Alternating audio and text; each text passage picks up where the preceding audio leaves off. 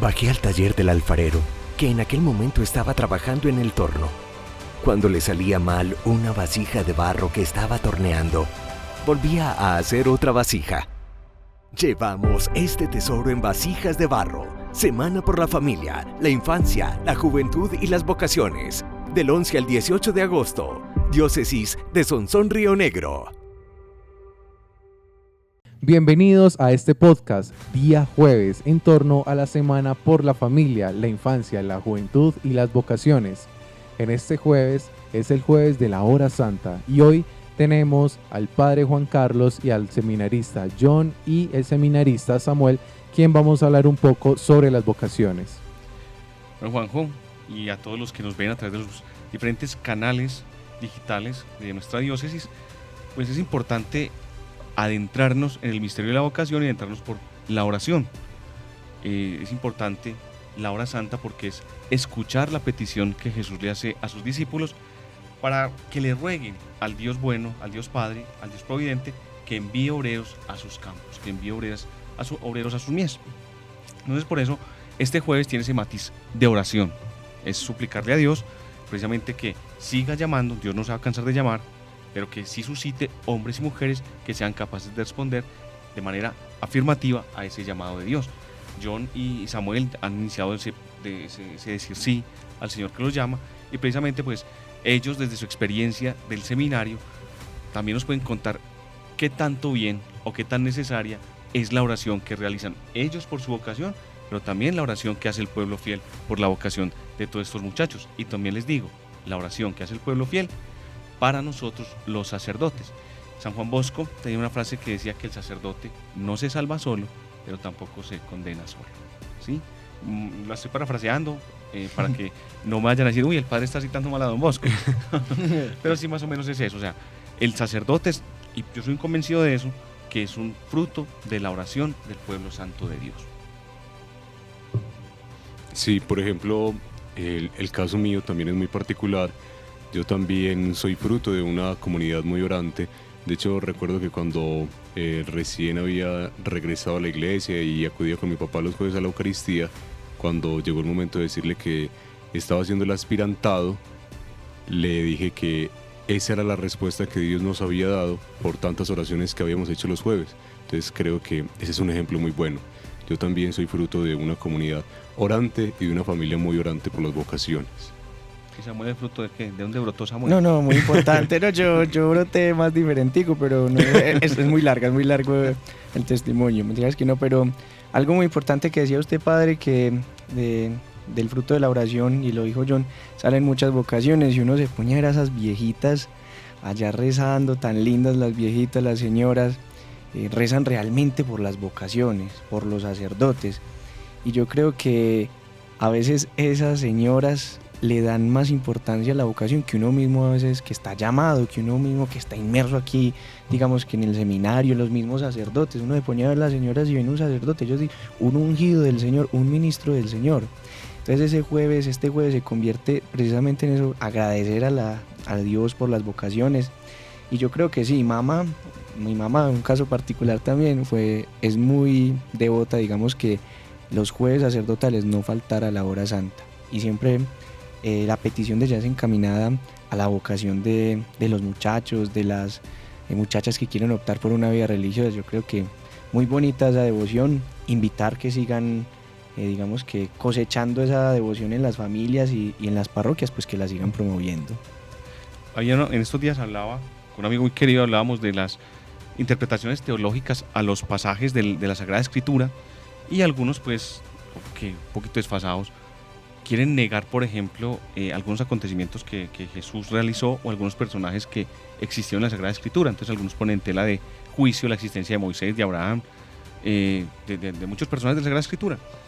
Y en torno a eso me suscita una reflexión, y es que uno de los pasajes más bellos que uno lee, o para mí en la Biblia, es el pasaje de la transfiguración de Jesús. Y pues yo, a modo de chicanear también, tuve la oportunidad de estar en el Monte Tabor, el Monte de la Transfiguración. Y realmente uno cuando sube allá hay una emoción que uno no sabe describir. Realmente pues es una emoción, que es una cosa que uno lo conmueve mucho, pero no sé ponerla en palabras. Pero esa emoción yo la he sentido cuando hemos ido con nuestros muchachos a las congregaciones vocacionales y hacemos el trabajo o iniciamos el trabajo en torno a Jesús Eucaristía. Iniciamos con la adoración al Santísimo Sacramento, rogando por las vocaciones en la iglesia. Y cuando uno mira, lo que Samuel decía ahorita, las viejitas que están rezando, ellas, y permítanme la licencia literaria y teológica, no es que estoy haciendo herejía, ¿sí? Esas señoras se transfiguran, porque sus rostros toman una juventud nueva. O sea, ¿cuál es la devoción de estas mujeres que rezan? Y retomando lo de John, que iba los jueves con su papá, lo de Samuel, que la mamá es muy devota, ¿cuál es esa fuerza tan grande que ellas imprimen en su oración para pedir vocaciones que las transfiguran? Que, si me lo permiten también en licencia, las hace nuevas. Yo creo que ese es el principio para poder hablar de vocación. O sea, la vocación, ahorita si nos molestaba Samuel, que cómo brotó, pues la vocación no brota de la nada.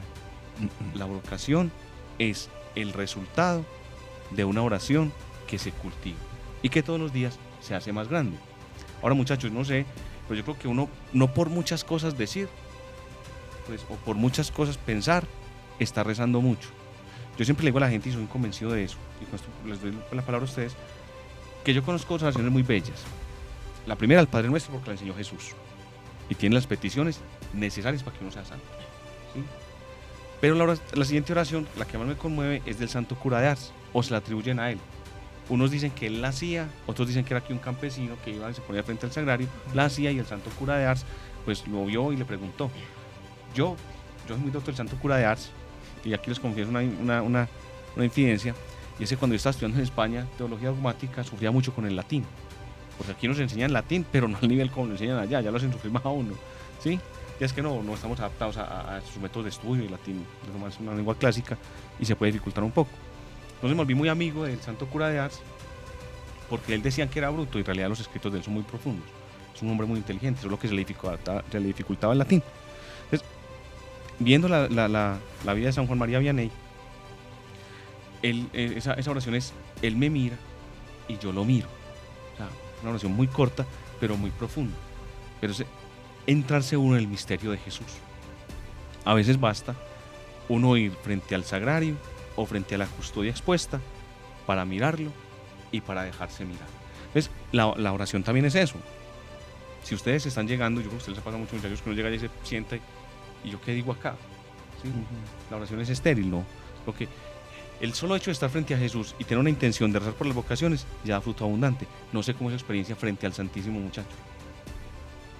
Johncito, ¿qué nos dice? Que empiece John, que tiene voz de locutor, hágale pues. Pues curiosamente, también después de que regresé a la iglesia, yo también era mucho de esta devoción de asistir al Santísimo.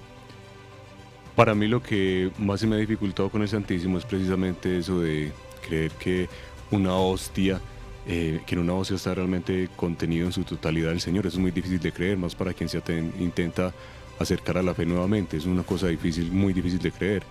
Esas son las señoras las que ustedes dicen que realmente tienen una fe tan grande que no les cuesta creer en eso. A nosotros, algunos que sí nos cuesta más, y se nos dificulta un poco.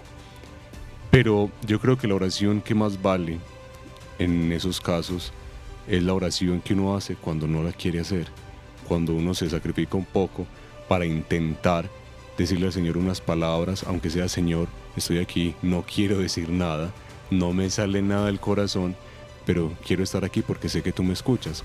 Es también eso, el saber de que en la oración con el Señor, con el Santísimo, con la presencia real del Señor, no valen tanto lo emocional, no vale tanto lo sentimental. No es uno que tenga que brincar, saltar, gritar, sino de que inclusive cuando uno no quiere decir nada, el Señor también lo escucha, y el Señor va a tener eso como algo muy valioso. ¿Usted cuántas veces le ha puesto al Señor allá en la custodia su vocación? Muchas veces, Padre, muchas veces. Me acuerdo inclusive, aquí entre nos más infidencias, que recién llegué a las convivencias del seminario. Yo tenía una areta y el padrino del aspirantado, el que me estaba acompañando, lo primero que me dijo fue: vamos a hacer su primer sacrificio. Y me llevó hasta donde estaba el sagrario, hasta donde estaba el Santísimo, y me pidió que me quitara la areta y la dejara ahí en el sagrario. Sí, es algo muy insignificante, pues una areta, eso al fin y al cabo, pues puede seguir, uno la puede volver a poner, pero era un primer paso que uno sabía de que uno se estaba soltando de sí mismo, pero también para dejarse en manos del Señor. Samuel, y de una manera rápida, porque nos consumimos el tiempo entre John y yo. No, qué tristeza, qué tristeza. ¿Cómo has vivido tu experiencia vocacional frente al Santísimo? No, pues yo digo que yo me acuerdo mucho de una lección que hizo John un día, que nos dijo que a veces el seminarista y a veces también los feligreses, toda la gente de iglesia, maneja como un esquema de oración, ¿cierto? Señor, te pido perdón, Señor, gracias, Señor, otra vez perdón, Señor, necesito esto, ¿cierto? Pero no nos damos cuenta que en el silencio también habla el Señor, que a veces uno habla mucho y no escucha la voz de Dios. Y podrán decir, ay no, pero ¿cómo habla pues ahí la hostiecita que está encerradita en el sagrario? Pero realmente uno sí siente. Y yo frente al Señor guardo mucho silencio. Desde que esa lección, otra infidencia, vea. Desde esa lección que hizo John, a mí me quedó calando mucho eso que él dijo, que, cierto, que no manejáramos siempre ese esquema, que había que dejar hablar a Dios, ¿cierto? Porque, y nos lo dijo el padre José Jairo, nos lo dijo, hijos, que deje hablar a Dios, que déjelo hablar. Uno habla mucho y uno no escucha al Señor. Y volviendo a ese tema de las señoras, yo creo que nos siguen dando lecciones, padre, y yo soy cansón con ese tema de que realmente ellas valoran mucho la presencia eucarística, que a veces nos dan, digámoslo así, vulgarmente, cachetadas. Nos dan cachetadas porque ellas valoran la Eucaristía de una manera impresionante, y realmente cuando uno les dicen recen por nosotros, ellas lo hacen, y lo hacen frente a Jesús Eucaristía. Y me encanta cuando los feligreses, respetando mucho las devociones, la piedad popular, pero me encanta cuando los feligreses toman conciencia de la presencia eucarística del Señor, ¿cierto? Que no es tanto ir delante de una imagen que es una representación hermosa de la religiosidad, pero que en la Eucaristía está el Señor, está el Señor. También ahí a modo de infidencia, estamos con muchas infidencias hoy. También eso que decía Samuel, por ejemplo, de las personas mayores que con tanta fe siguen compartiendo la devoción a Jesús de Eucaristía. Es el caso, por ejemplo, también de mi abuela, pues que por la edad que tiene se le dificulta mucho arrodillarse. De hecho, en la consagración, pues ella intenta arrodillarse, pero no es capaz. Pero se le quedó desde pequeña, desde que era muy pequeña, que siempre que pasa la presencia de Jesús en la custodia, se arrodilla. Y ella con toda la dificultad, uno diciéndole, no se arrodille, mita, tranquila, aún así se arrodilla. Es un reconocimiento, una humildad muy profunda de una mujer desgastada por los años que reconoce la presencia real de su Dios ahí. Ojalá uno tuviera también esa fe. Bueno, y para terminar, invitarlos a que en este jueves vocacional se acerquen a sus parroquias, donde seguro estará expuesta la Divina Majestad, para rezar y estar rogándole a Dios que nos envíe muchas y santas vocaciones, o yo prefiero decir santas y muchas vocaciones, primero santos y después que sean abundantes. Y miren que nosotros decimos en el credo que era un Dios Padre todopoderoso, y si Él es todopoderoso se puede meter en la humildad de un pedazo de pan ácido. Precisamente el poder de Dios no está en los espectáculos, está en esa capacidad de tomar lo más simple para hacerlo lo más divino.